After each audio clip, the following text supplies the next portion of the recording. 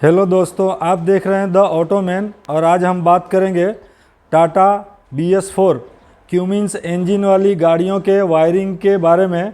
और आज हमारे पास इस वीडियो में J2 की वायरिंग, ये पूरी J2 की वायरिंग है और कौन सा कनेक्शन कहाँ लगता है और ये किस तरह से फिटिंग होती है वो उसके बारे में देखेंगे।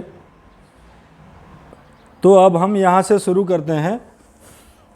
ये जो कनेक्शन दिखाई दे रहा लाल वाला, ये बैटरी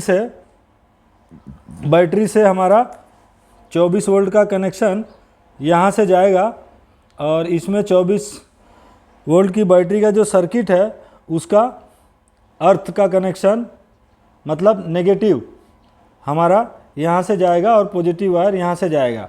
और दोनों बैटरी के अंदर से ये कनेक्शन जाने के बाद इसमें से ECM के लिए अलग से फ्यूज़ दिया हुआ है। ये कनेक्शन जो ECM में जाता है उसकी 3 कनेक्शन जाता है ECM के अंदर, उसमें ये अंदर छुपा हुआ 30-30 एम्पियर का 1, 2, 3 और ये एक 4 30-30 एम्पियर का फ्यूज़ दिया हुआ है जो सील्ड है इस टेप के अंदर से। और ये कनेक्शन यहाँ से जाने के बाद हमारे स्टार्टर में ये 2 स्टार्टर में लगेंगे,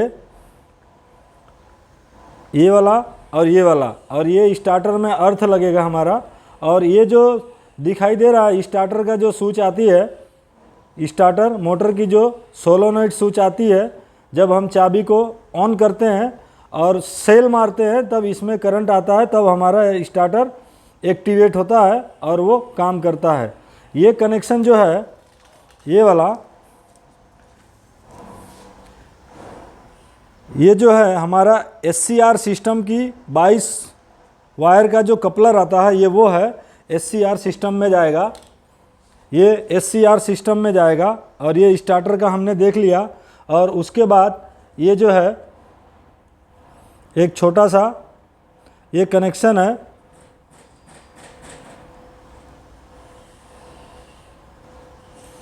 ये ऑयल प्रेशर का एक स्विच है जो हमारे इंजन की बाएं तरफ 2 ऑयल प्रेशर का स्विच होता है। एक ऑयल प्रेशर का स्विच होता है जो मीटर में जो लाइट जलती है चाबी ऑन करने के बाद और गाड़ी स्टार्ट करने के बाद वो लाइट बंद हो जाती है ऑयल प्रेशर की, ये उसका कनेक्शन है। और उसके बाद ये हमारा इंजन का कम्युनिकेशन करने का ये एक कनेक्शन है, केन कनेक्शन बोलते हैं इसको।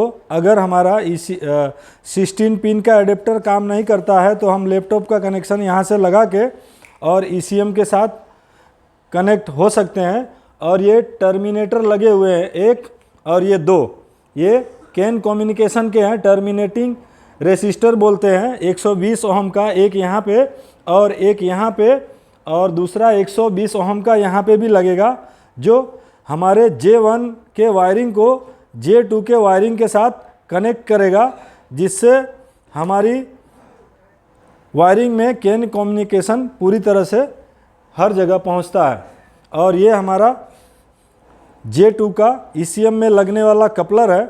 और उसके बाद ये एक मोटा वायर जो है ये अर्थ का वायर है जो ब्लॉक में इंजन के बाएं तरफ ब्लॉक में लगेगा। ब्लॉक के बाद अब हम आगे चलते हैं। ये हमारा विस्कस फैन का 5 पिन का ये हमारा कपलर है जो पंखे के वायर के कनेक्टर में इस तरह से लगता है। और उसके बाद ये कनेक्शन हमने देखा है अक्सर करके गाड़ियों में, जिस गाड़ी में AC नहीं है ये इसी तरह बंधा हुआ रहता है या लटका रहता है, ये AC के सेंसर का वायर है। और उसके बाद ये हमारा मैक्सी फ्यूज़ है, मैक्सी फ्यूज़ एक 40 एम्पियर का और एक 50 एम्पियर का। और अगर गाड़ी में चाबी ऑन करने पे पावर सप्लाई नहीं आता है तो हमें इसे भी चेक करना चाहिए। उसके बाद डैशबोर्ड की वायरिंग के साथ कनेक्शन जो है ये 3 कनेक्टर लगते हैं, ये सप्लाई के 2 और ये बड़ा वाला कनेक्टर, ये डैशबोर्ड के साथ जो वायरिंग है उसमें कनेक्ट हो जाएगा। और उसके बाद ये जो आगे कनेक्शन दिखाई दे रहा है ये coolant temperature sensor single wire का जो हेड के ऊपर एक पिन का जो कूलेंट टेम्परेचर सेंसर आता है ये उसका वायर है, और हमारे मीटर में जो लाइट दिखाती है कूलेंट टेम्परेचर की वो इसी से चलती है।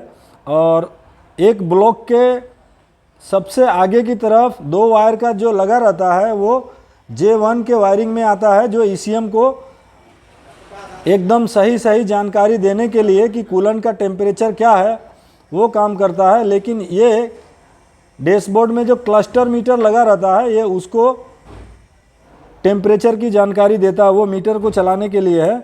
और ये कंप्रेसर क्लच है, अक्सर करके हमने गाड़ियों में देखा ये इस तरह से पड़ा रहता है, कहीं लगा नहीं रहता है। और ये 2 कनेक्शन पॉजिटिव के डायनमो पे लगेंगे, और एक ये डायनमो पे अर्थिंग का कनेक्टर है ये लगेगा। और ये जो डायनमो के पीछे कपलर रहता है 5 पिन का, इसमें 2 ही वायर काम करते हैं।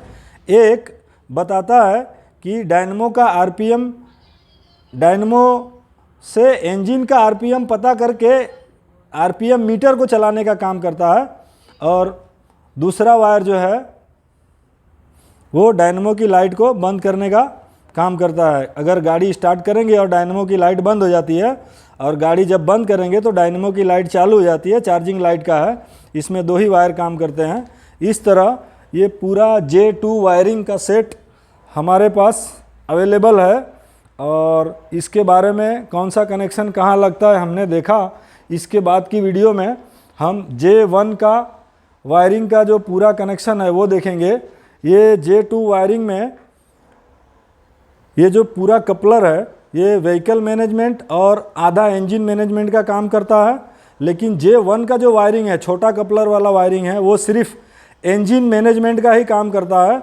उसमें से हमारे इंजन के जो मेन सेंसर और एक्चुएटर हैं वही चलते हैं, और उसमें कुछ नहीं चलता। इसमें हमारे यूरिया का कनेक्शन पीछे से आता है, ECM में जानकारी जाती है, और वही जानकारी हमारे आगे उस कनेक्टर के माध्यम से, बड़े वाले ये जो दूसरा बड़ा कनेक्टर है उसके माध्यम से डैशबोर्ड वायरिंग में जाती है, जिससे हम यूरिया का मीटर और जितनी भी क्लस्टर मीटर में लाइटें हैं ECM से चलने वाली वो सब वहाँ से हम देख पाते हैं।